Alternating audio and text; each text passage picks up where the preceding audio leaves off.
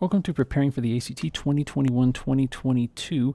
This is English passage number 2. Now the title of this is Glowing on an Adventure. So you always want to read the title because sometimes that will give you some clue as to what you're going to be reading. So here's something about glowing and possibly an adventure. So as I pulled my camera out of my backpack, I felt a tap on my arm. "No photographs," whispered the woman next to me, pointing up to the cave ceiling. So question 16 has us look at this right here. So we want to consider, whispered the woman next to me, comma, pointing. And so we can either leave it as is, point next to me and then pointing, next to me and she pointed up to the cave ceiling, or whispered the woman next to me, she pointed. Now all of these seem to have kind of the same gist. And so one of the things you want to realize is when they all are kind of saying the same thing, you first want to be sure that is the shortest answer the correct answer. And so this is definitely the shortest because it's just next to me, comma, pointing up to the cave ceiling. Now, let's see. Now the reason that it's not letter G, as it says, said the woman next to me, comma, and then pointing up to the cave ceiling. That comma right there would be, and then pointing up to the cave ceiling. That would be separating an incomplete thought. And so that doesn't stand on its own. Letter H, and she pointed up to the cave ceiling. Well, the thing is, we already understand who's the one pointing.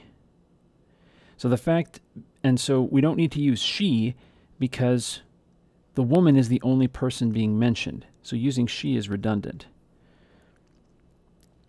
And then furthermore, letter J, putting the comma there saying she pointed up to the cave ceiling, what we've got is we would then have two complete thoughts separated by a comma. Well, commas don't work that way. So that's why the answer is letter F. We go on. The flash will make them stop glowing, she said, whispering. So question 17 says, glowing, she said, whispering. Now, we could leave it as no change. Glowing, she said as she pointed up to the ceiling. Glowing, she said in a hushed, whispering voice, or glowing. Right. So the question is, why is the answer letter D? So, again, she said, well, we already know that it's the woman who said this. So, therefore, leaving it as no change, we don't need it to refer back to who said it. She's the only one in the sentence. So that's why letter A doesn't work. In a similar way, letter B and C, these are wordy. She said as she pointed up to the ceiling. Well, she already mentioned that she pointed up to the ceiling. And I forgot to mention in letter A, it already mentioned that this woman is whispering. So this right here is just being redundant. And then letter C, same thing. She said in a hushed, whispering voice. Again, we already mentioned that this woman has been whispering and that she's already pointing up to the ceiling. So we can just get rid of all that and just leave it as glowing. So we move on. She was referring to the thousands of glowworms that clung to the limestone ceiling and with their radiant bodies flooded the cave in aquamarine light. Question 18 asks about this word right here, while. So while I was traveling on a canoe on a group tour through the renowned glowworm grottos of New Zealand's Waitomo Caves. Now the word while, that sets up while something happens, then something else happened. Well, all this is, it says, while I was doing all of this, but this sentence doesn't then follow through and say, okay, what then happens after? Or what was happening at the same time? So that's why letter F is not the answer. Although is similar to the word however. And since is similar to the word because.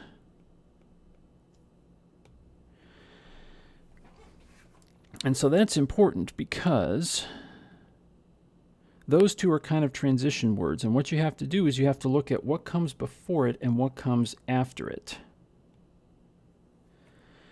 Because the word however implies the idea that what came before it and what came after it are kind of opposites. Well, here we have the limestone ceiling, and then here I was on a canoe trip. Well, these two don't contradict each other. So that's why letter G is not the answer. Now, letter H, because, isn't true, because what comes after the word because is always a justification. Now, it says what was happening. That's true. However, because almost rarely, if ever, begins a sentence. And furthermore,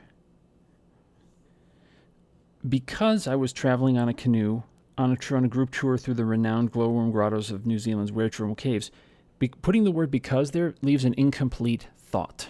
And since it's not an incomplete thought, it's kind of waiting for the follow-up.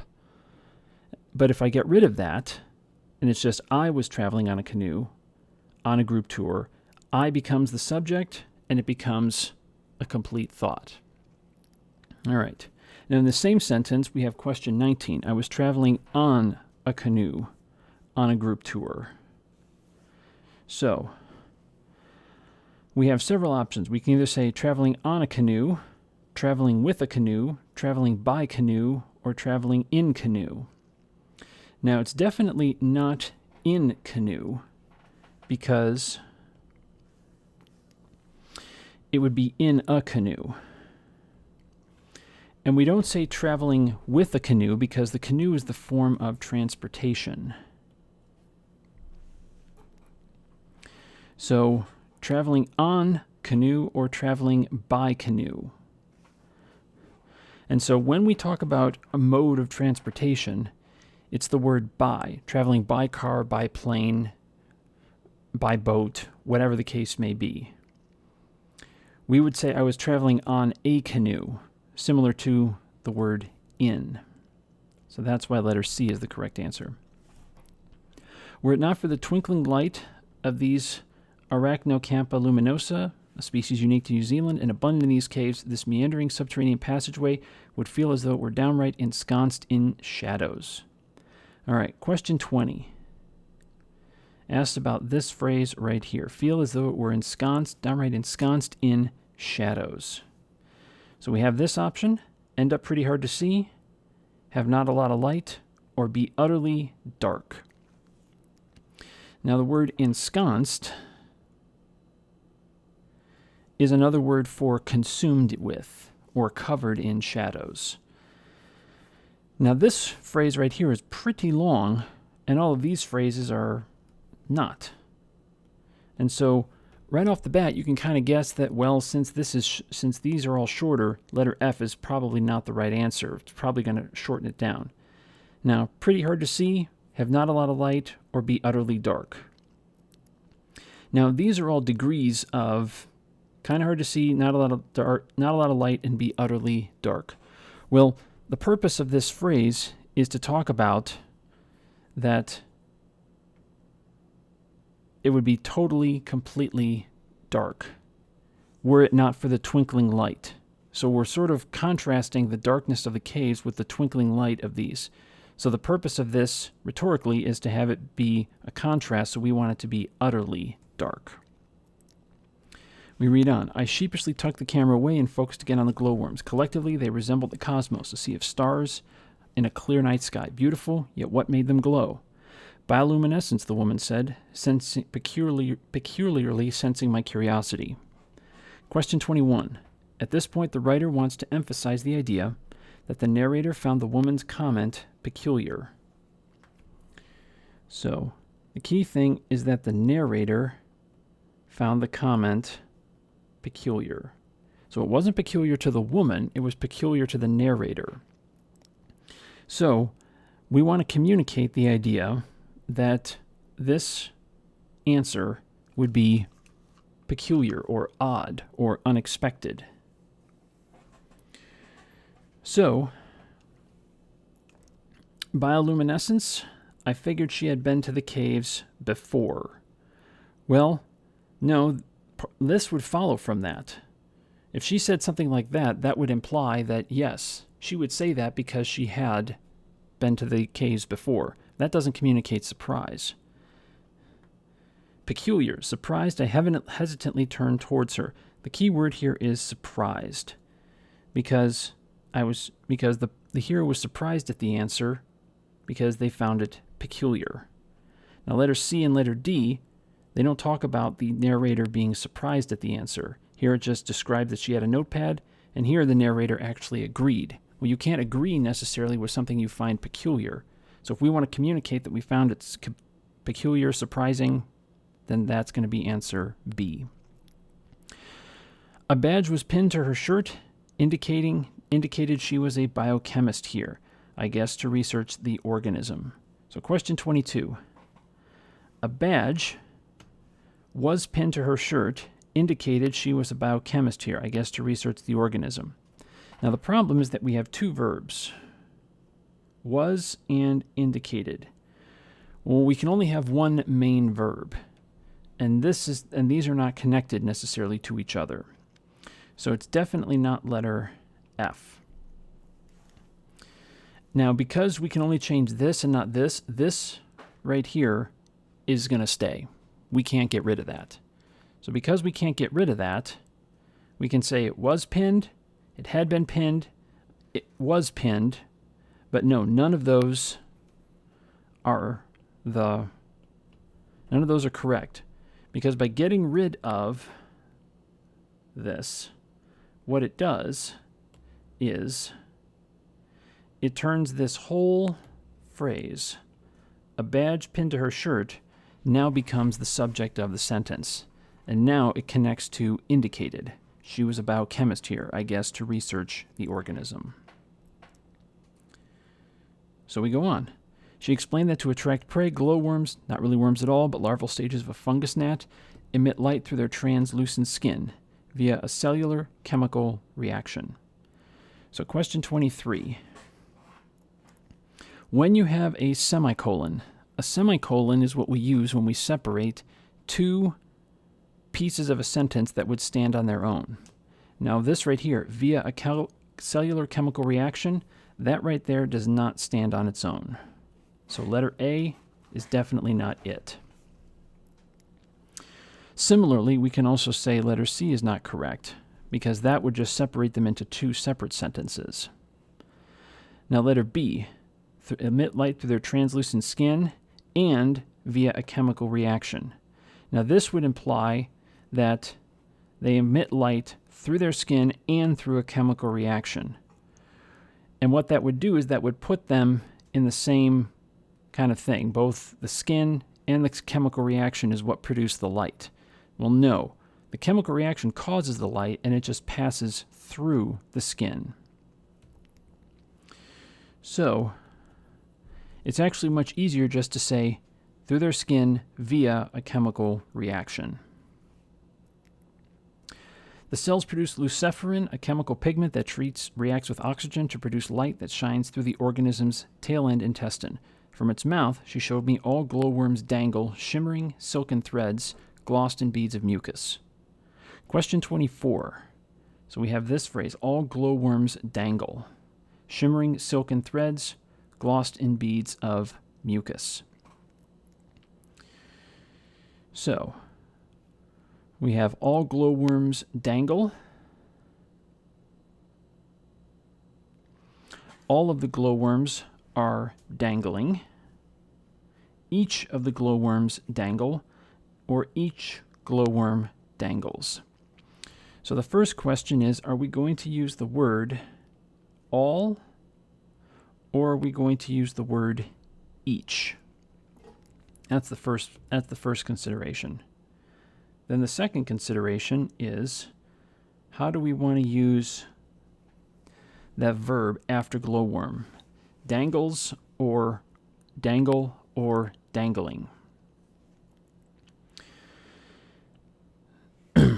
Now, notice that it says its mouth. That right there is a generic singular. Now, if it were to say from their mouth, then it would be all glowworms dangle. But because it says its, that right there is enough for us to eliminate letter F and letter G. So instead it's each. So then the question is, each of the glowworms dangle, or each glowworm dangles. So here we're going to pick the shorter of the two because, well, like we said, when in doubt, you always want to pick the shorter of the two answers. So, next one. Cave-dwelling insects are trapped in these threads, then reeled in like fish on a line, and finally lured by the light. Question 25 asks for us to put these three in order. So we have trapped by these threads,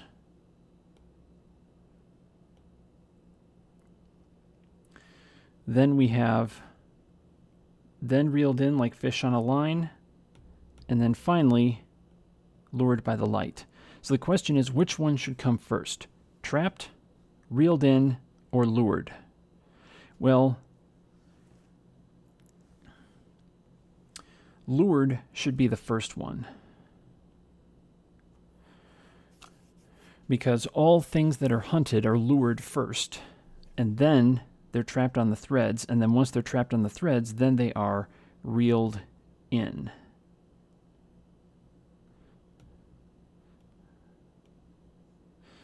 So that's why letter B is the correct answer. We're just putting these three into correct, sensible order. We go on. The sound of splashing water, however, might signal that its prey is nearby, causing them to brighten.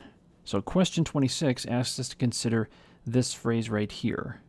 And I've already said before that when you have a word like however, sort of a connecting word, you want to consider what comes before it and what comes after it. Now, however, means that these two red and blue are kind of at cross purposes. The sound of splashing water, however, might signal that prey is near. Now, we actually need to extend the red into the previous sentence. The light responds to environmental factors. The sound of splashing water, however, might signal that its prey is nearby. Well, splashing water is an environmental factor.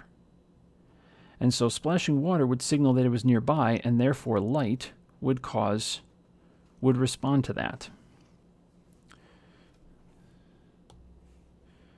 So it's definitely not that. On the other hand, that kind of shows two different alternatives. And so you would think that if you say, all right, splashing water and prey is nearby, well, those two are kind of signals for the same thing. So it's not on the other hand. And above all, well, this is when you're comparing three or more things, which doesn't work.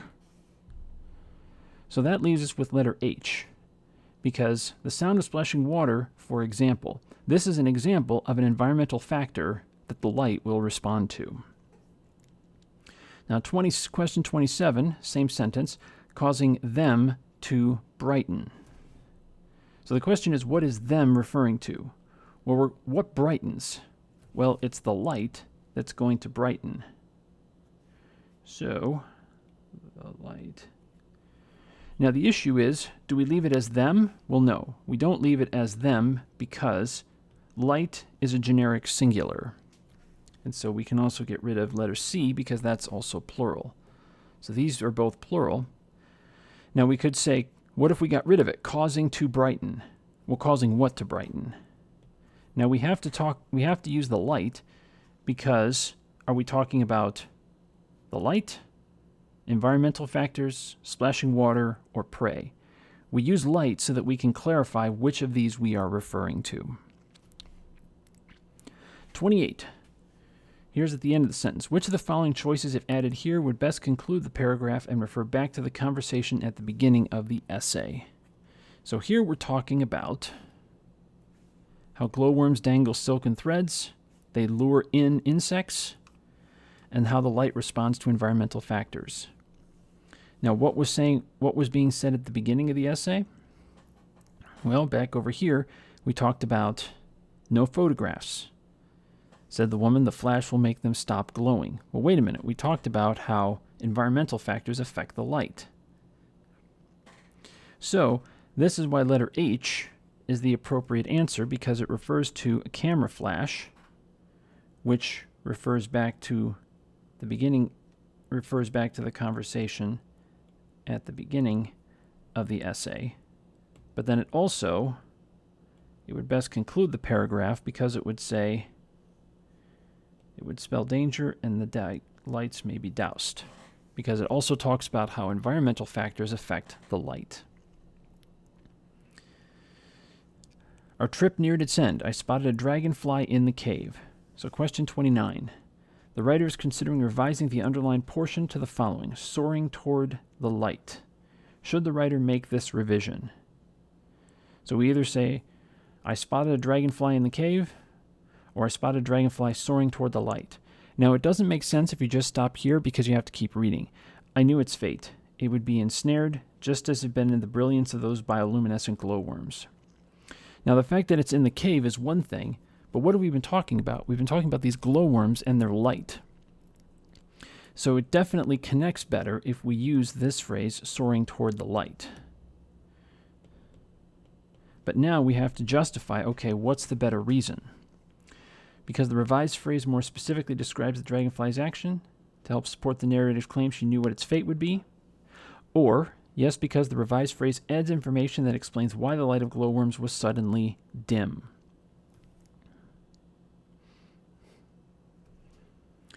Well, if the light was dim, then it wouldn't be lured in by the light. But as it was soaring toward the light, what do we know happens? It gets lured in by the light and then gets trapped by the silken threads. And so that justifies this paragraph right in here.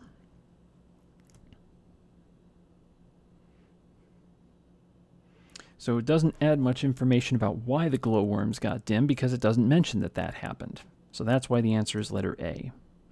And then finally, number 30. I knew its fate. It would be ensnared just as it had been by the brilliance of these luminescent glowworms. So, I knew its fate, comma. It would be ensnared just as I had been by the brilliance of these luminescent glowworms. Now this comma separates this part, I knew its fate, and the rest of it. Now both of these stand on their own. And we can't have that. Commas do not separate two separate parts of a sentence that on their own could work. They're often called independent clauses, where they can stand on their own. So that's not it. Next one. We use, now semicolons can do that. However, we don't use and to start a sentence like that, because and it would be ensnared. By putting the and, it makes it dependent on that sentence before it. And then finally, I knew its fate, it would be ensnared, just as I had been. Well, what that does is that sort of mashes together this phrase with this one. And so that's why that makes that one kind of sound kind of clunky and awkward. So that's why the answer is letter H. Thanks for watching. Don't forget to check out all the videos on the playlist.